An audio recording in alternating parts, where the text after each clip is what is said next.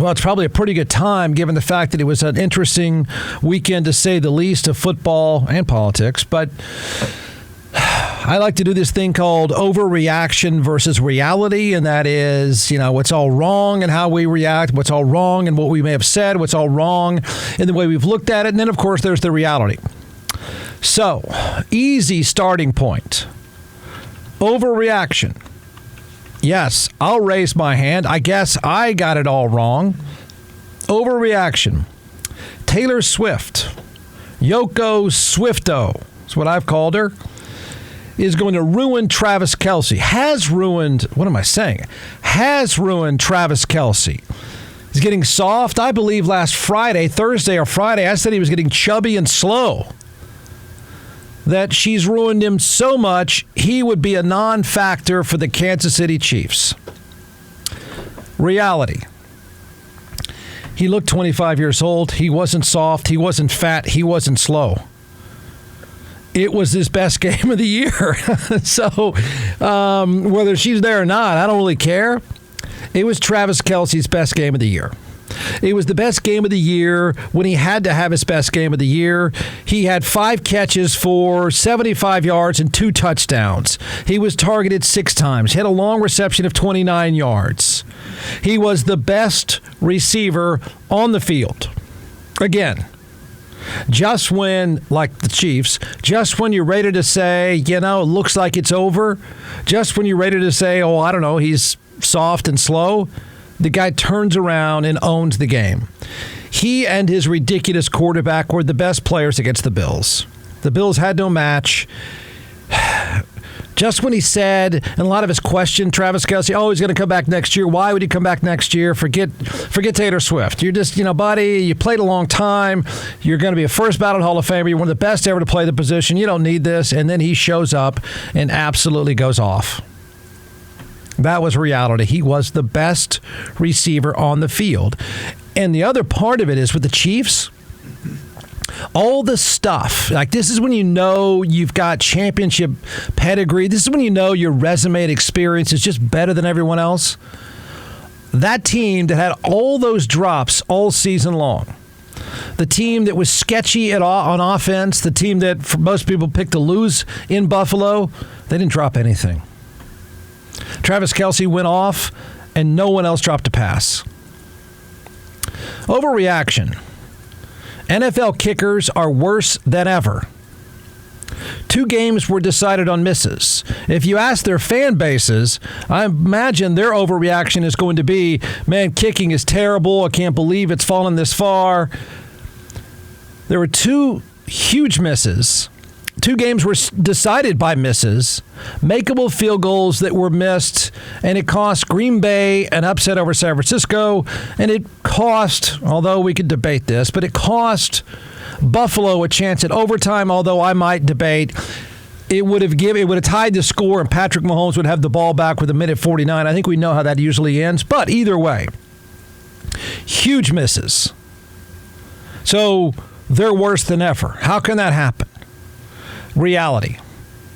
No. Statistically, they're better than ever.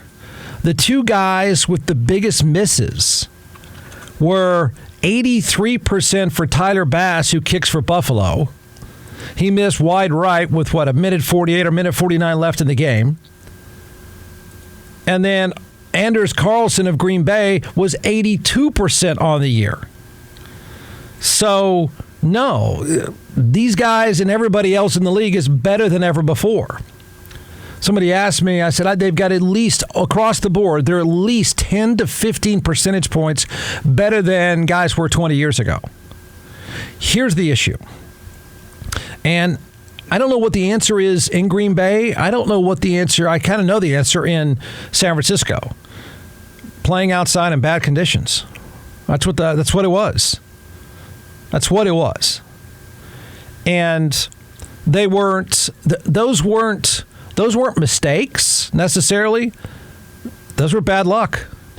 Tyler Bass, his kick was blown at least 6 yards wide. No, it started inside the upright and was blown at least 5 to 6 yards out.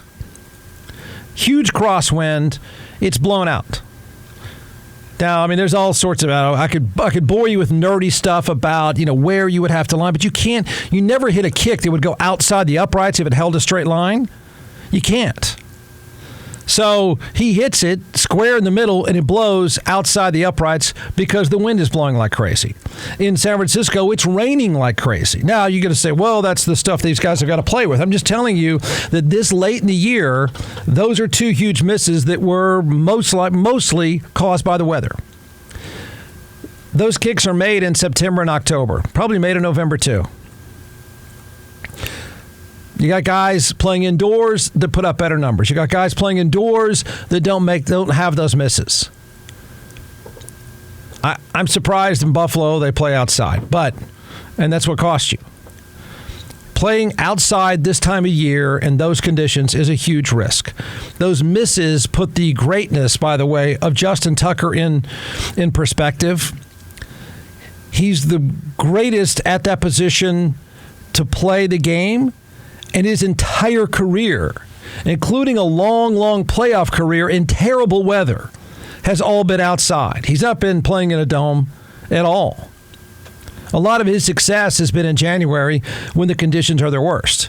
But that's the issue, and it cost you in both games. Overreaction. Ron DeSantis will knock off Donald Trump. I predicted he would chew him up, I think were my exact words about a year and a half ago. I predicted he would be relentless and eat Trump alive. Reality. Trump never debated him and never needed to because Ron DeSantis became Ted Cruz 2.0. Wait, what? Yeah. The greatest, here's the thing. This is why I say Ron DeSantis became Ted Cruz 2.0. The greatest Trump selling point is that he's authentic. I would think he's an authentic mess and he's a train wreck as a human being, but he's authentic. The biggest knock on DeSantis is he's a stiff and a sellout. He flamed out in a Ted Cruz kind of way. People just don't like him. That's it. Oh, but policies. Shut up about policies. There's nothing about policy anymore. He became Ted Cruz 2.0, and he flamed out because people don't like him. Overreaction. The Texans are really close and will be AFC champions next year. At halftime of Baltimore v. Houston, it was really easy to say, look how far, look at this team now. There's no stopping them. They're playing with house money, really deep house money, deep pockets of house money. No. Reality. They're good. The turnaround is amazing. They've obviously got one of the best quarterbacks in the AFC, not just saying best young quarterbacks in the AFC. In a time of the best quarterback play we've ever seen, the Texans have one of the best in the entire league. No doubt about that. They've got a dynamic defense. No doubt about that. They've got a dynamic coach. Got it. He gets it. But Baltimore is better at every spot, and they're going to be better at every spot for the next year or so. That's just the way it is. There is a separation there. The Texans are a few players away. They've got the elements. Remember, in the NFL, you win with a few certain elements. You have to have, obviously, the quarterback play. You have to have a go-to receiver. You have to have a great tackle. You have to have a rush end, and you have to have at least a lockdown corner. You have to have those 5 things to have any success at all. They're close. They need a run game.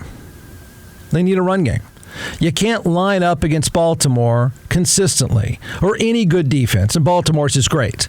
You can't line up and just say, we'll just throw it every single down and put that kind of pressure on your quarterback. You're not going to beat Baltimore that way. I thought it was going to be the Texans and the Jacksonville Jaguars for the next few years. And I thought they were on a collision course, and that was going to be the new Manning v. Brady.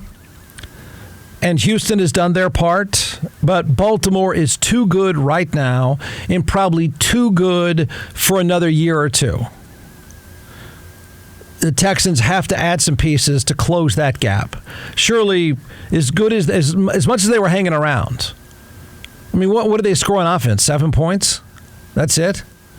as much as they were hanging around doing all they could to scratch out points, the game was going to get away from them. It's just they went up in class by far, and I think it's going to be that way for at least a year or two. You can't live on passing alone. They're a few pieces away, good pieces away, from completely closing that gap. Overreaction. The Cowboys are hanging Mike McCarthy out to dry by not extending his contract. Yeah, he's got 1 year left on his deal. It's rare in sports that somebody would not get an extension. You went 12-5, blah blah blah. We all know that. So they're hanging him out to dry. Reality. Are you kidding? Are you kidding? What difference does it make? He should have been fired already. What difference does it make if he's lame duck or not? I don't understand this argument for some reason been going on over the weekend. Why Dallas needed to announce that they're not going to extend him, I don't know. I guess Jerry Jones felt like he had to answer critics in some capacity and say, hey, look, I'm doing something. I'm not giving him a new contract. Well, shut up, old man. Why is he even employed right now? It's silly. He should be a lame duck. He shouldn't even be a lame duck coach. He should have been a fired coach. But it doesn't make any difference that he's lame duck. I don't understand this argument. Why would Jerry Jones, if he's not going to fire him, he should have, but if he's not going to fire him, what's the point in extending his contract? Or what? Or what? Is anyone really going to try to argue that Mike McCarthy should demand a contract extension? If you say yes, I'm going to ask you again, or what, mumbling Mike? What are you going to do? You're going to get hired somewhere else? Is that so? Knock yourself out, man. It's silly. It's a pointless argument. It's a pointless exercise.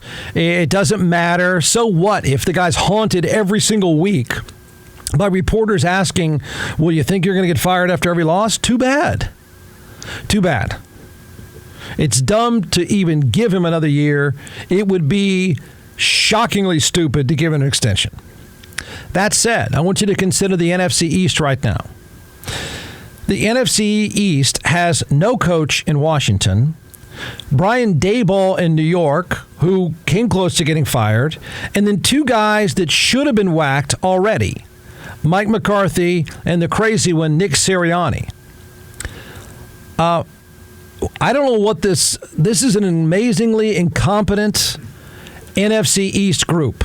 And it's a really amazingly incompetent rivalry between the Eagles and the Cowboys. So you got both guys should have been fired. Nick Sirianni, I don't even know if he's going to get fired anymore. His team went on an epic collapse, and it looks like he might even keep his job, which is bizarre. But think about that. You're going to have Mike McCarthy, who should have been whacked anyway on borrowed time. Nick Sirianni, who shouldn't have been able to get back on the plane after their last game, somehow looks like he might survive. And every day that goes by, it looks more like Nick Sirianni, the coach of the Eagles, is going to keep his job, which is just weird on every level. It was weird that Mumbling Mike got his back. It's really weird that Nick Sirianni is going to be coaching again. But that's like having in that old division now. NFC East is like Shula, Belichick, and Lombardi and Landry, all in one division, all in one conference. The greatest coaching minds of all time, all stockpiled in the NFC East.